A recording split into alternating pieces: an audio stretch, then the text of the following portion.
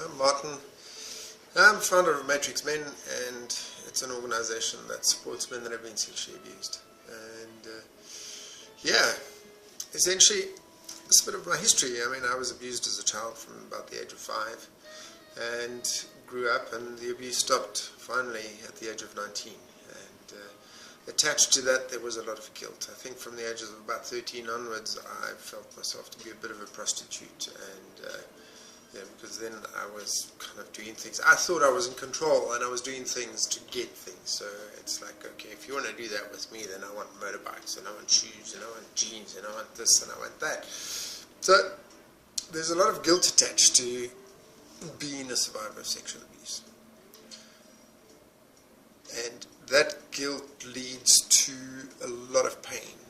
That guilt leads to a lot of secrets, and it leads to a lot of shame as well. So essentially what I did is I started drinking to cope with the abuse and the secrets, the constant secrets.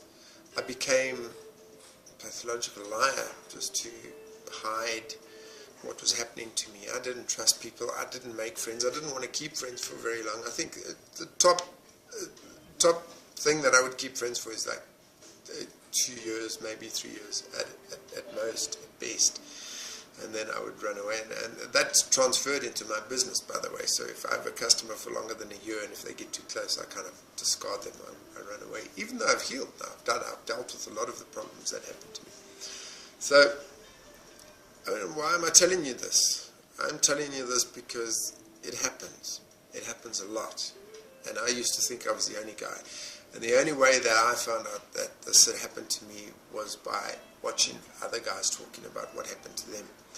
And there were so many things. Like the thing that impacted on me the most was when my daughter was born. I had this innate fear that I was going to hurt her, and I didn't want to touch her. And in fact, when she was born, I started drinking a lot more, so that I was drunk every time I came home, kind of thing. So I wouldn't have to dress her, and I wouldn't have to change her nappies or bath her or something, because I would be too drunk to do it. And I'd be like, oh, I'm too drunk to do this, and you know. So, and the thing that impacted me the most is that like one guy stood up and he said, when I looked at my daughter, I thought I was going to hurt her, because they kept telling me that because I wasn't a survivor of abuse, I was going to be a pedophile. And he said, the Dracula effect, it's not true. And that's what hit me. Man, when I heard that, I started crying. My daughter was 7 at the time. And I started crying because I'd never really been close to this person, this little person that I helped create, that was so beautiful and precious. And I'd never held her, never loved her like a father should. And that was crazy. Wow. You know, when I think about that time, I still want to cry. It's amazing. So what do? You know, I mean, you go through life hiding this shame, and the only way that you can deal with it is through drinking and acting out and being stupid and lying and porn and sex, you know, sex addiction and things like that. I mean, I was married for 21 years.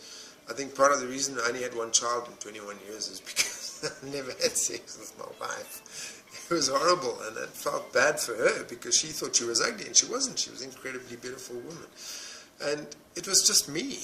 I just didn't want to do it, you know. It wasn't, to me, sex was pain. To me, sex was using somebody. To me, sex was something that was dirty and ugly and whatever, you know.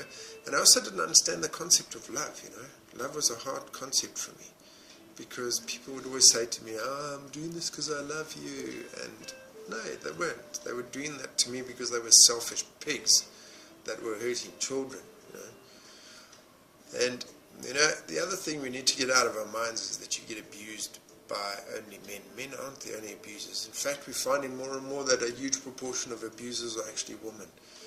And it's not just the men that are doing this. So guys, if you know that you've been abused, if you know that you've suffered some form of inappropriate sexual contact as a child, don't suffer. I just encourage you, please, come forward. Don't suffer. Don't live with the pain. It's not worth it. It's not worth it. really, you're going to mess up everything around you. Everything that you should hold dear to you, you're going to mess up. You're going to stuff up your family. You're going to stuff up your relationships. Nothing's going to work out. You're just never going to be happy. Trust me, the impact of sexual abuse on your life is 100 times worse than even you can contemplate it having been. If you've not recovered from sexual abuse, find therapy. Give us a call if you're in South Africa, in Johannesburg. Give us a call. Matrix Men, look us up online, matrixmen.org. You'll find us. We're around. My number's on there all the time. Look us up, you'll find it. And there's another organization in South Africa called Samsosa, run by a guy by the name of Reese. He's doing awesome work. Phone him, contact him, phone somebody, talk to anybody, get help. Really, it is worth it, I promise you. Whether you're black, white, rich, poor, Chinese, doesn't matter if you're abused by a woman. If you were 13 and a woman slept with you, an older woman slept with you, she wasn't doing you any favors. I'm telling you, you weren't getting lucky. You were getting hurt. Phone us and find out why. Really, it'll help. It'll change your life. Thanks.